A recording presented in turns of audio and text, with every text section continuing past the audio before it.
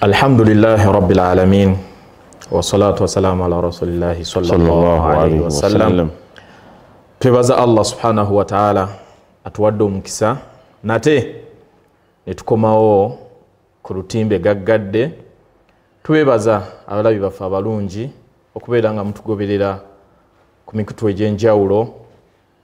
Tubebaza okubeera nga mutugoberera bulungi. Tukomyewo nate nga bwe twabasuubiza omulundi ogwayita ne mukadde waffe si mulala ye Sheikh Ali Ahmada Zikusooka. Tukomyewo n'omusomo gwaffe nga bulijjo nga bwe twakkiriziganya nti tujja kutambula n'omusomo ogwo okutuuka nga tugukomekereza oba oliawo ate tulisumulula ne tutandika ensonga endala. Omulundi ogwayita twatunuulira omulamwa ku miramwa gye twalondayo okubeera nga tutambulirako. Abalungi omulamwa gwaffe guli empisa ez'omukkiriza oba enneeyisa y'omukkiriza. Omuntu okubalibwa nti mukkiriza yalibadde yeeyisa atya? Omuntu okukutenda n'ekitendo ky'obukkiriza walibadde weeyisa otya? Twatandika n'empisa ey'obugumiikiriza. Sheikh Ali ono gwe tuli naye yagyogerako ebigambo bingi era twatunuulira ebyafaayo eby'enjawulo nga tutunuulira obugumiikiriza butya abaatusooka we baagumiikiriza ne basobola okuwangaala n'okuyita mu nsi eno.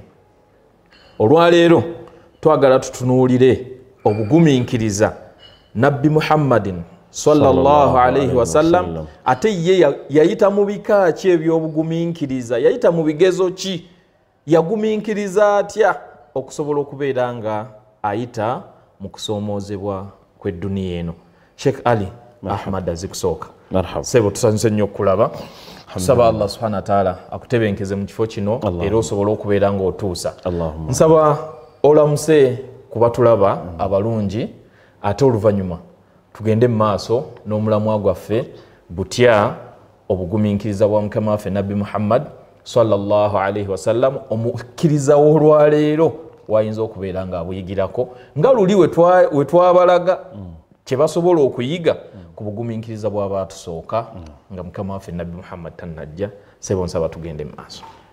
Alhamdulillah wassalatu wassalamu ala rasulillah sallallahu alayhi wasallam wa ala alihi at-tayyibin at-tahirin wa man walahum wa ala ashabihi wa man ittabi'ahum bi ihsanin ila yawmiddin. Amma ba'd. Assalamu alaykum wa rahmatullahi wa barakatuh. Wa alaykum assalam. Omulabi waffe ku lutimbe lwaffe olulungi olwa Hidaya. Salam. Olutimbe lwaffe olulungi olwa Salam, olutimbe lwaffe olulungi. Tubeebaza okubeera nti mugoberera ebyo Allah subhanahu wa ta'ala byatusobozesezza okubeera nti naffe byebimu ku bitono bye tutuusa mu ebyo byatuyigiriza Allah jalla jalaalu. Tukola okulaba nti twebuulirira ne tubuulirira n'abatulaba nga tuyita mu kutunuulira Nabbi Muhammad sallallahu alayhi wasallam. Sebo tusiima abalabi bonna. Alhamdulillah. Njagala okusiima omuweereza wa puroguramu eno Sheikh Mugwisa. Alhamdulillah. Amin. Njagala okusiima aba production mu puroguramu yaffe eno. So tosobola kubuusa maaso Sudaisi, Gava ne bannaabwe tobabuusa maaso naye nga biiznillah sebo tusobola okutandika inshaallah. Alhamdulillah. Nga bwe mbategeezezza omulundi ogwayita Sheikh Ali ono yali mulungi ng'okuva edda wabadde omulungi ng'atunnyonnyola, kubanga obugumiikiriza buno twalowooza nti tubuteekululemu emiteeko ena. Obugumiikiriza ku baatusooka, obugumiikiriza ku mukama waffe nabbi Muhammad sallallahu alaihi ate oba oli awo n'obugumiikiriza ku bantu abajja oluvannyuma lw'okuvaawo kwa mukama waffe nabbi Muhammad sallallahu alaihi wasallam abo nno balimu ba mirundi ebiri mulimu basahaba abalaba ku mukama waffe nabbi Muhammad naye ate mulimu n'abajja oluvannyuma ng'ate ffe abaliwo kati balina bye baayitamu nga tusobola okubitunuulira ne tufunamu ekyokuyiga ne tusobola okuwangaalira mu bukkiriza nga tutendebwa n'ekitende ekyo ekyobukkiriza.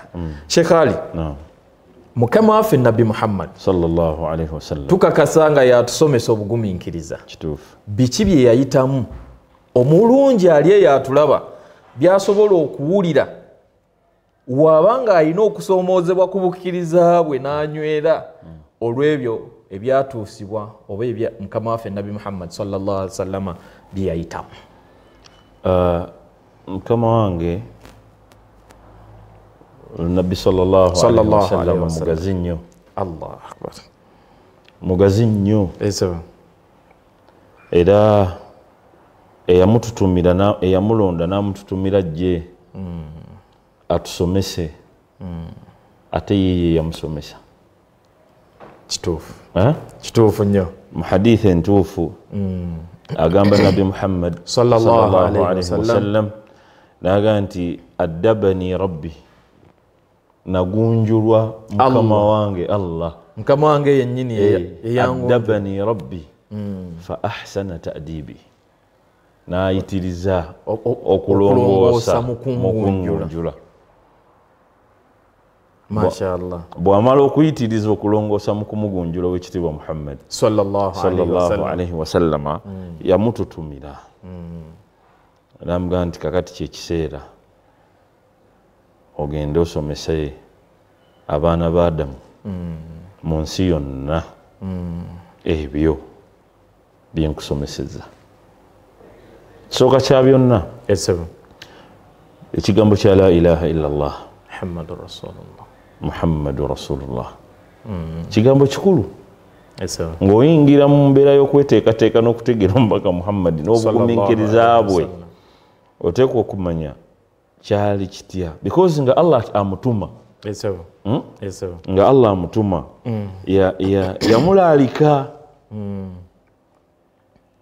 yamulaalika mu bimu ku bye yamulaalika.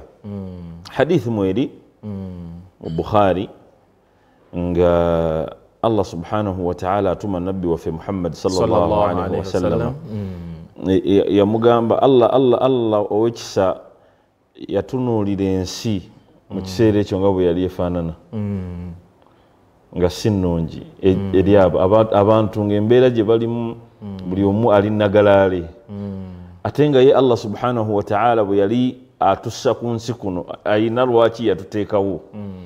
Yatuteeka ku nsi kuno kusinza Allah jalla jalaaluhu, kumutegeera. Kati abantu nga bavudde ku mbeera y'okusinza Allah subhanahu wa ta'ala nga bagoberedde amashayatin.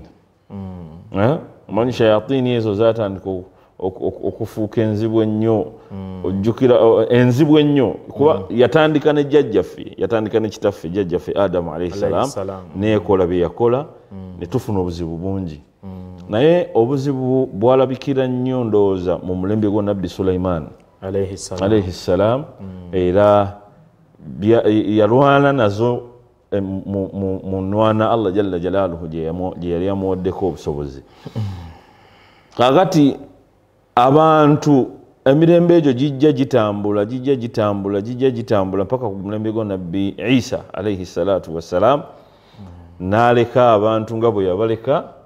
Abantu ne batandika ne bamufuula na Katonda olw'ebyo bye yakola, bikola ku buyinza bwa Allah subhanahu wa ta'ala.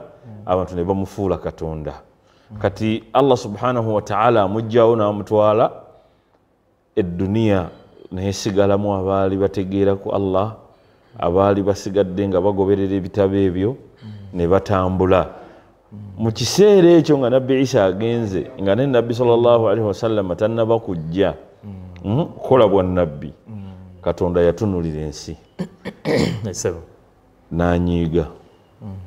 n'anyiigira abantu b'omu nsi muno, kujjako abatono ennyo abaasigala ku nkola y'abannabbi ya nabbi Isa n'ekitabo naye mu hadithi eyo Allah agamba nabbi Muhammad sallallahu alayhi wasallam ekisooka wa arsaltuka yamugamba nti wa arsaltuka bayaga nti inna allaha nadhara ila ahli al-ard famaqatahum jami'a arabahum wa ajamahum illa baqaya min ahli al-kitab Allah yatunulira abantu ku nsi kuno n'abanyiigira arabahum mubawarabu wa ajam n'abatali bonna nsi yonna illa baqaya min ahli al-kitab okujjako abaali basigadde abatono ennyo abaali ku nkola ya nabbi Isa alayhi salatu wassalam entuufu kati nabbi Allah atuma omubaka Muhammad sallallahu alayhi wasallam nti kakati okujjawo obusungu bwange gwe gwentuma so kyova olaba nabbi owaffe Muhammad sallallahu alayhi wasallam rahmatan lil alamin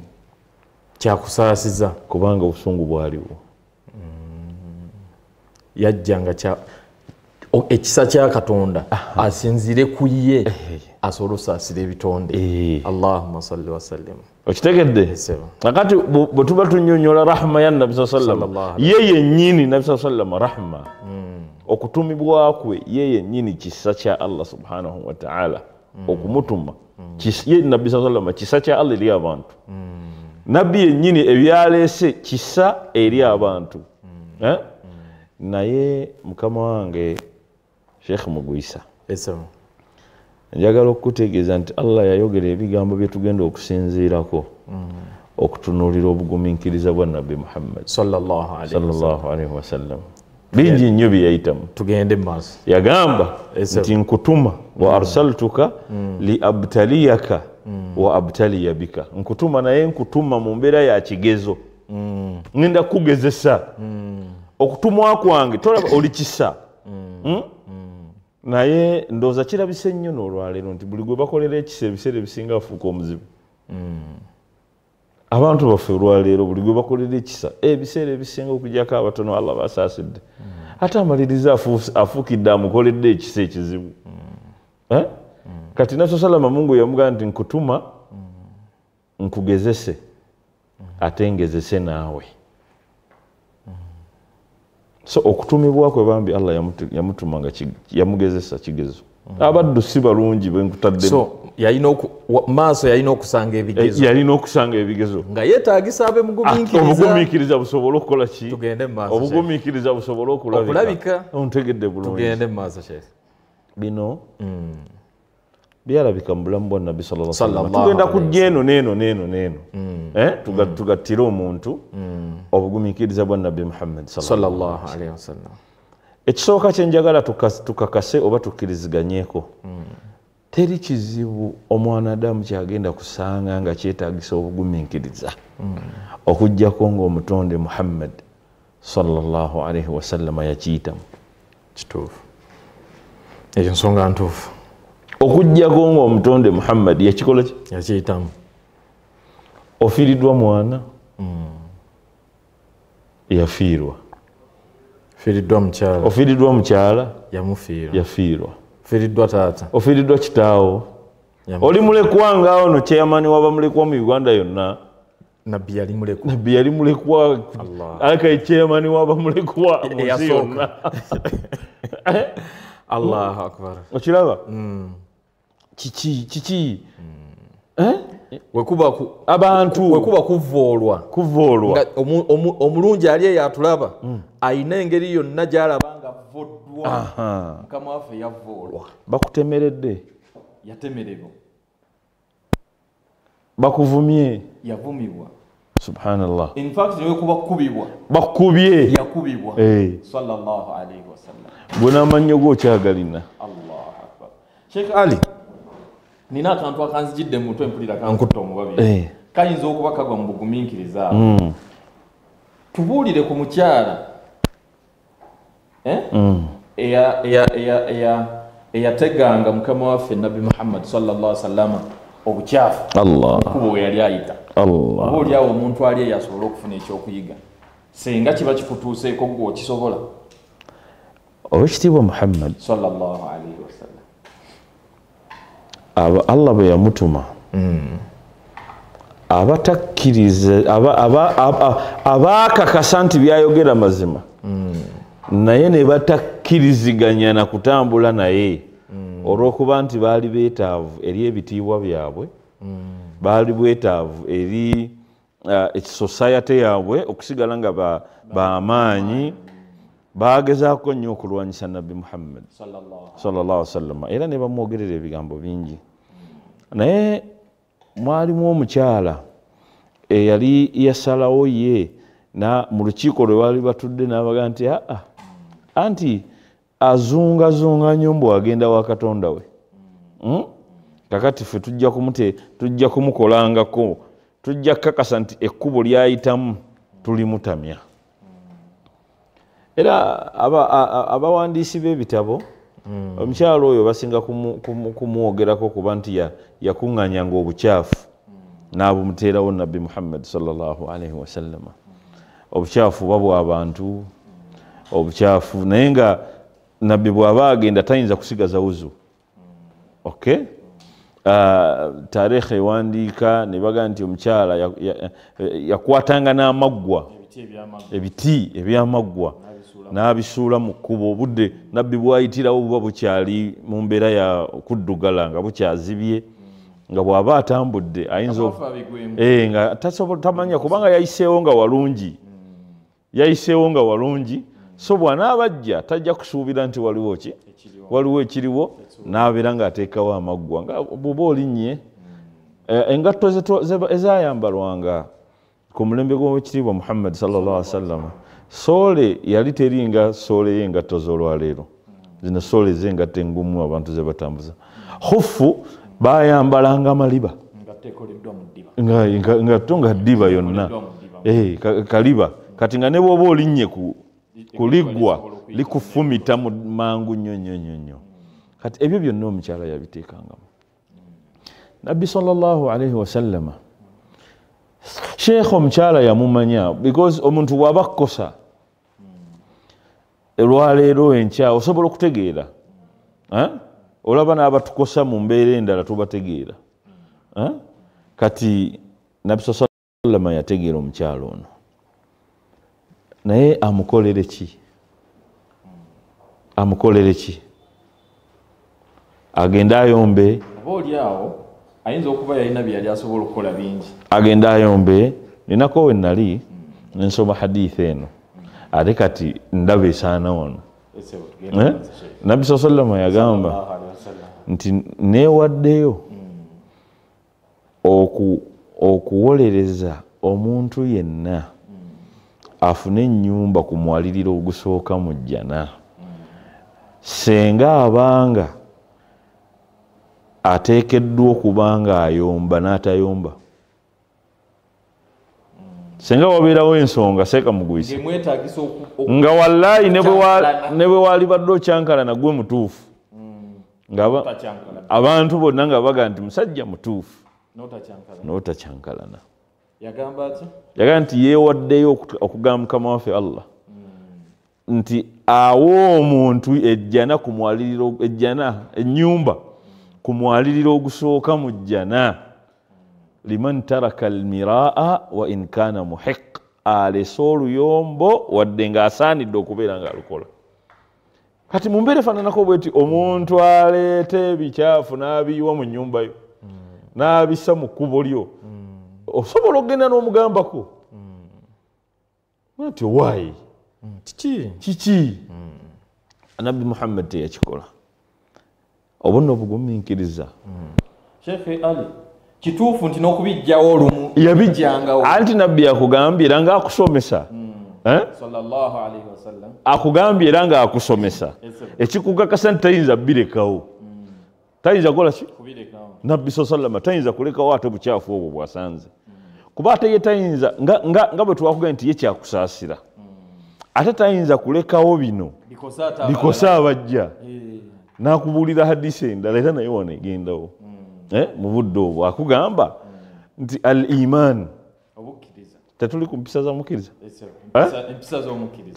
omukkiriza yali esiza atya n'obugumiikiriza bwe so kati wano nabbi sallam agambye nti al iman bid'un wa sab'una shu'ba erimu emiteeko oba obutundutundu buyitirivu naye mugamba busukka muti busukka ensanvu buyitirivu naga nti alaha akasembayo omuteeko ogusembayo okuba ogwa waggulu ogw'ebbeeyi ogw'obukkiriza kwe kuba nti olina ekigambo kya la ilaha illallah muhammadu rasulullah saballah kituwe era akitukuumire era akituttireko atuttireko atuzuukisizeeko ne bakadde baffe abaana baffe bakyala baffe bonna abatuli okumpi ya rabbi allah wa hidaaya ku la ilaha illa allah eyitenga ku nnimi zaffe eyitenga ku nnimi z'abantu baffe mu mbeera y'okukakasa kati nabbi yakugambye nti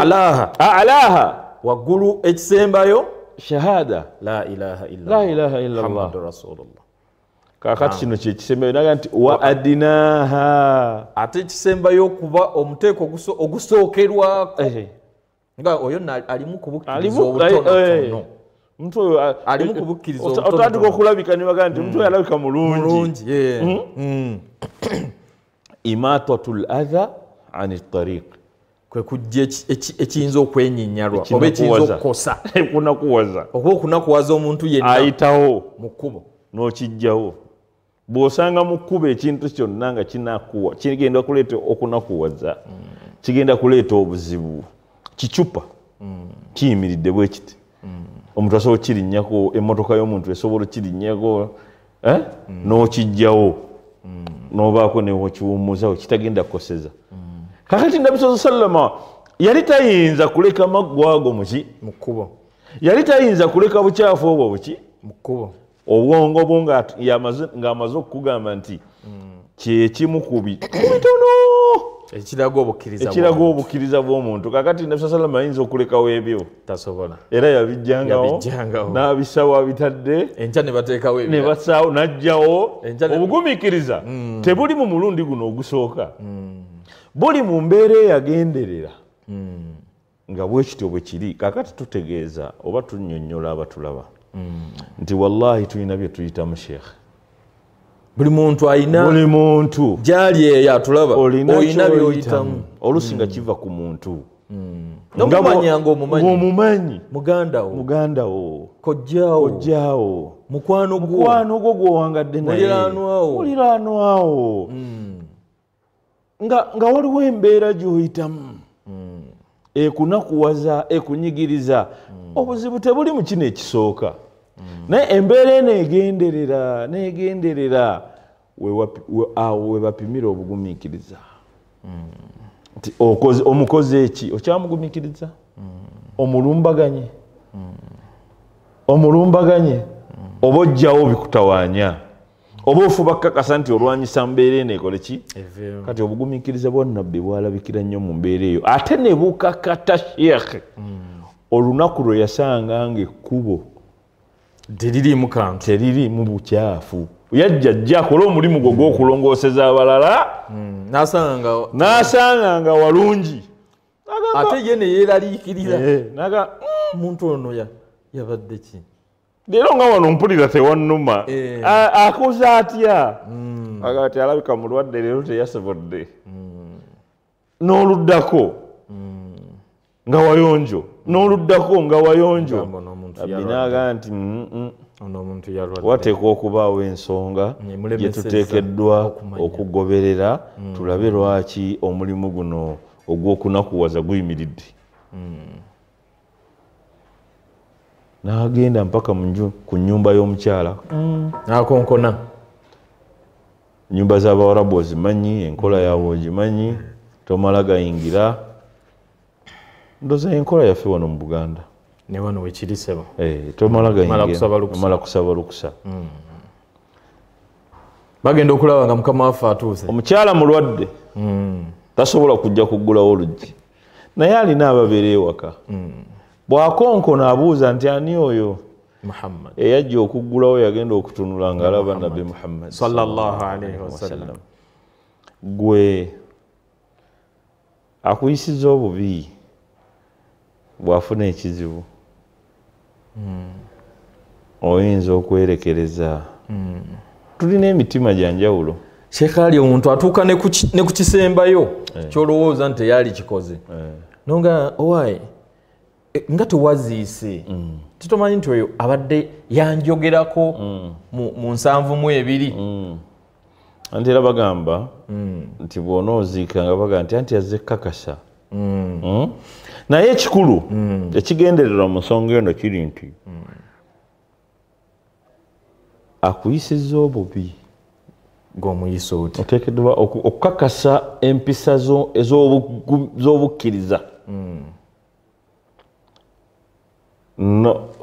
okukakasa empisa eno gye twogerako ey'obugumiikiriza ng'omukkiriza katono nnyo nga tonnamalayo mukyalo oyo waliwo hadithi gye njizukidde erimu ebintu 3 nkakasa nga wagisomesaako omulundi omulala nti ebintu ebyo 3 nabbi yagamba tebisobola kulabikira ku muntu illa ala alkarim okujjako ng'omuntu oyo muki mulungi naye mu bimu kyenjagaddemu kyenjijukira we wali oyogera yagamba empisa esooka nga mpisa ya bukkiriza al ihsan ala al musii vunula kyeke tugende mumaaso akuyisizza obubi kakasa nti omuyisa bulungi teri kyogenda kufiirwa owekitiibwa Allah subhanahu wa ta'ala jalla jalaalu tali yazaamanya waali alaba era tujja kutambulira mu mbeera nga yabugumiikiriza.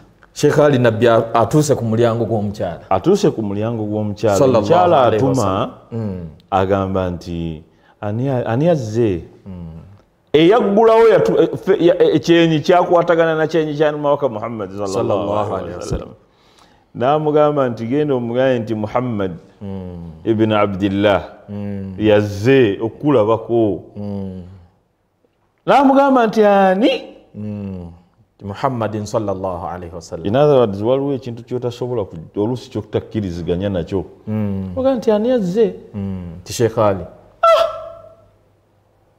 nga naawe omanyi obubi bw'omukoze tasobola kulabikira mu mbeera ekunoonya naye oba oli awo accident ekubye ng'omusajja akutadde mu mmotoka yakutwala mu ddwaliro Allah akutaase.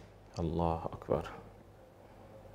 Al ihsanu ala al musii ddala okuyisa obulungi oba oli awo okukoza obubi. Omukyala n'amugamba yali amugaana naye n'agamba Muhammad omukyala Allah n'amugamba nti ajje mukkirize ajje. Omukyala n'amubuuza nti oyagala ki wano n'amugamba nti munnange nzize nkulabeko nawulidde nti oli mulwadde. Otegedde otya? Waliwo omulimu ogubadde gukolebwa nalabye ebbanga litambudde nemmanya nti wateekwa okuba nga waliwo obuzibu byebigere bino naye nsaba Katonda ow'ekisa akusaasira owone. Omukyala n'amugamba nti Muhammad ozze kunsabira Katonda mpone obulwadde obunnuma ne byenkuyisizzaamu byonna. Omulungi ali eyo atulaba sabajjukire aya gye wasoose omulundi guli nti Allah we yali amwogerako. Allah yayogeranga ebitende ebyenjawulo ku bannabbi bonna bannabbi be yatuma n'ababaka naye watugamba we yali ayogera ku nabbi sallallahu alaihi wasallam yamugamba nti wa innaka la ala khuluqin azim. Genda maaso Sheikh nti osusse era omukyala kye yamugamba ekikyo kiri wala Muhammad mu bwongo bw'omuntu temuliimu kuyisa bulungi akukosezza naye ate gwe osomesa abantu nti omuntu bwakkosa muyise bulungi ate okikoze ku nze ate yavaawo. Omukyala n'agamba nti akola ebyo tasobola kubanga wa bulijjo akola ebifaananako bwebi taba wa bulijjo kwegamba omukyala ateeka okuba yali mubi naye tukosezza bantu tere yali akufaananye Muhammad sallallahu alaihi wasallam kubanga buli gwokosa ayagala kuddiza buli gwokosa ayagala kuddiza naye gwe ozze na bulungi. Allah tusaba Allah atuwe okuba abalungi mu kiseera ky'okukosebwa. Amina ya rabbi. Omukyala n'agamba nti ashhadu an la ilaha illa Allah wa annaka ya Muhammad rasulullah. Omukyala n'ayatula nti nzikiriza ddala katonda ogwe Muhammad ateekeddwa okubanga katonda mutuufu ali omu mukkiriza era nkakasizza okuva olwaleero nti gwe oli mubaka waani. Kati imaani eyawaggulu omukyala agifunye. Allahu akbar. Ne Nabbi sallama akulaze eddaala erisookerwako ery'okuggyawo obukyafu. Kati ekino eky'okuggyawo obukyafu n'okujja okulambula ateekawo obukyafu kireetedde omukyala ono okufuna obulungi obusembayo. Sheikh Ali, abantu bangi Sheikh Mahdi simanyi oba nakiyisaawo ddi naye abantu bangi nnyo obulungi babufunye nga babujja mu mbeera embi ze babadde balina. Era abo bwe baluŋŋama ate basukka obulungi. baba balungi nnyo kuba eri embeera baali bagimanyi. Era abantu bangi bagenda kufuna ebizibu mu mbeera y'okwetukuza y'okulowooza nti ffe twamalayo ffe tulina la ilaha illallah n'okola ebintu ebitakwatagana ate na la ilaha illallah. Sheikh Ali, n'ogezesebwa nga tumaliriza esebo njagadde nnyo mu kimu muzimu ku mpisa oba ku byalabikira ku mukama waffe Nabbi Muhammad kubanga ate omulundi ogujja tujja kuba tugenze kukwata ku mpisa ku bugumiikiriza ku bantu abaaliwo oluvannyuma lwa Nabbi. Naye nga tetunnamaliriza waliwo mukama waffe Nabbi Muhammad we yayitirizibwa okubeera ng'anyigirizibwa n'okukosebwa mu kibuga Makka. N'alowooza nti yalisenguseeko n'agendako mu kitundu ekirala. Mukama waffe n'agezaako okugenda e Taifa. Abantu baayo bamuyisa bubi. Sheikh Ali, mbadde nsaba mu bufunze tuyitemu ku kyafaayo ekyo ku mbeera y'okusenguka kwa Nabbi okugenda e Taifa n'empisa gye baamuyisa. Omulabi ono oba oli awo afunemu ekyokuyiga mu mbeera y'obugumiikiriza. Simanyi oba obudde obudde bukendedde naye ojja kukifunza. Simanyi oba obudde butumala naye Nabbi sallama yafiirwa abantu abo babiri. Zaali mpagi Luwaga, Sayyidatul Khadija mukyala we ne taata we. Bwe baafa Abakuraishi be baali balinze bamutuuseeko obuvune. Kaakati bwe bamala okufa Nabbi yafunamu okunoonya ani ayinza okunnyamba, nyinza kukwatagana naani, naga kangende nnoonye ku banene Taifa mbabuulire ekigambo kya Katonda. Bano ab'e Makka bajja kumanya nti bali ab'e Taifa bubakkiriza tutambule bulungi. Bwe yatuuka e Taifa okujabulamu olw'obudde abantu b'e Taifa tebamwaniriza nga bwe yasuubira. Bamwegaana n'amayinja ne bagamukuba. Naye mu bugumiikiriza bwa Nabbi Muhammad baamukubira ddala Sheikh. Ddala nti omubiri gwe gwonna gwatuluka omusaayi n'engatto ne zijjula omusaayi. Ne Harith gwe yali naye. Naye Nabbi Muhammad sallallahu alaihi wasallam obugumiikiriza bwe bungi nnyo. Naye seeka kino ekyafaayo tekyetaaga kujawula. Tekyetaaga wallahi kujawula, kirimu ebyokuyiga bingi. Naye olw'okuba nti twagala tumalirize nakyo biidhnillah. Nabbi sallallahu alaihi wasallam wakati mu bulumi obw'amaanyi ow'ekitiibwa Allah yamusindikira malayika nesuggestinga ekyobakolera bali nga nti inshi'ta bw'oba oyagadde Muhammad. Makka eri wakati wa nsozi bbiri.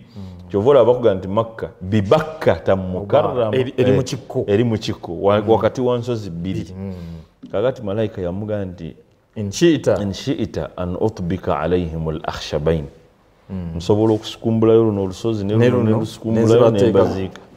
Kati obugumiikiriza obusinga obwono yagaa nti Mungu wange nkusaba abo tozikiriza naye kyenkusaba ojje ku migongo gyabwe abakutegeera abagaa nti la ilaha illallah Muhammad. Sheikh Ali, awo wennyini owedda obugumiikiriza obwo bwennoonya. Olwaliro tuwangaalira mu nsi yaffe nga buli muntu munene. Omuntu akantu kamutuukako n'agamba nja kukulagako. era omuntu n'aba n'akasonga nga katono oluusi nga musobola okutuula ne mukyogerako omuntu oyo n'agamba ogenda nyina muleetera amagye olw'okuba ayina bamanyi magye balina bamanyi mu poliisi ayina basobola okukozesa ne yeeyambisa embeera eyo nemwerabiza obugumiikiriza n'ebyo ebyatuusibwa ku mukama waffe nabbi Muhammad naye laba kyonnyonnyodde nabbi bamuwadde obuyinza ngamba nti bw'oba oyagala tusobola okubavuunika bonna ne wataddayo kulabikirawo yadde omulimu yasoma edduwa nabbi ye yabaddiza dduwa kubasabira yasoma edduwa ennungi naye ate ebyo byonna nga bimutuuseeko wadde ng'edduwa erimu ebigambo eriba na taarikhi yagamba Allah mukama we n'amugamba nti bw'obanga bino byonna bintuuseeko naye bwe kibanga obusungu bwo si bwe buntuuseeko sirina buzibu kubanga nkakasa nti okusaasira kwo gye ndi kugaza okusinga okusunguwala kwo gye ndi Allahumma salli wa sallim wa barik alayhi n'asaba n'amugamba nti laka al-utba otenderezebwa Allah w'ekisa mu ntandikwa ne mu nkomerero naye ng'ali mu bulumi akubiddwa akuseddwa alina ebisago so in other words nabbi sallama yagumiikiriza ebizibu ebyamutuukako ku mubiri gwe yagumiikiriza ebizibu ebyamutuukako n'abantu be yagumiikiriza seka kiki kyonnyonnyola ku nabbi sallallahu alaihi wasallam n'obugumiikiriza nabbi sallallahu yagumiikiriza olunaku lwe baagamba nti mukyala wa yenze ensi yatabuka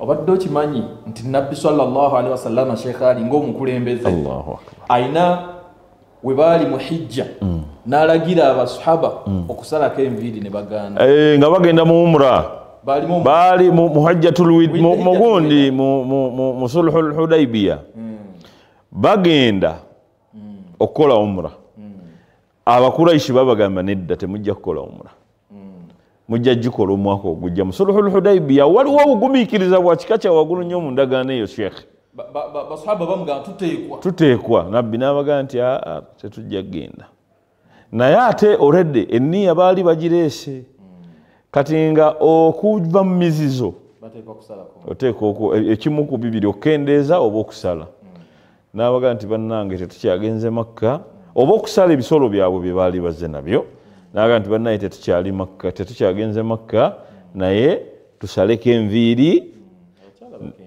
abakyala bakendeeze n'ebisolo tubisale tube nga tuvudde mu mizizo gyaki bya umra abasahaba tebakola tebabigira in fact nabbi nanyiga nabbi tekyamuyisa bulungi nagamba balagidde naye n'abakyala betuwasa alhamdulillah betaaga okuba abalungi yayingira mu nnyumba ya Umusalama n'amugamba nti ya Rasulallah teweemenya gwegenda gwefuna kinyoozi otuule wali bonna we bakulabira gwosaleko ezizo olabe oba baganye gusalako ezizo nabbi sallallahu kye yakola n'atuula wali n'asala enviiri naye basahaba bonna kasita baamulaba ng'asala enviiri bonna ne bakikola omulungi atulaba ebiwooma bulijjo ebirungi oba ebiwooma biggwa byokya tutunuulidde empisa ez'omukkiriza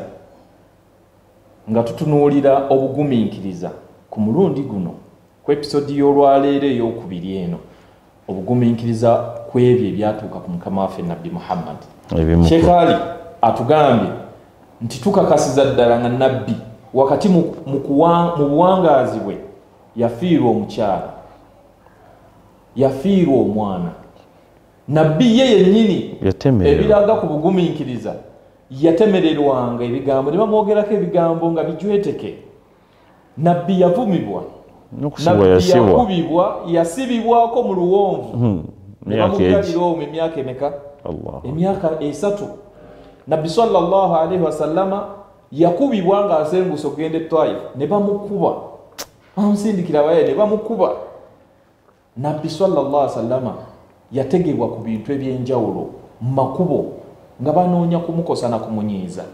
Gwe omulungi ali eyo atulaba, woba otambula mu kkubo osobola okugumiikiriza, woba otemereddwa nga nabbi bwe bamutemerera osobola okugumiikiriza. Senga bakuleetera ekigambo ekinene Sheekh kyatubuulidde nti oli yajja n'ayogera ku mukyala wa nabbi nti yayenze. Senga oli yajja n'agamba mukyala we yayenze, osobola okugumiikiriza. Yusufu yali mubbi. Okola otya okugumiikiriza ku ebyo ebyatuuka ku mukama waffe nabbi Muhammadin sallallahu alaihi wasallam?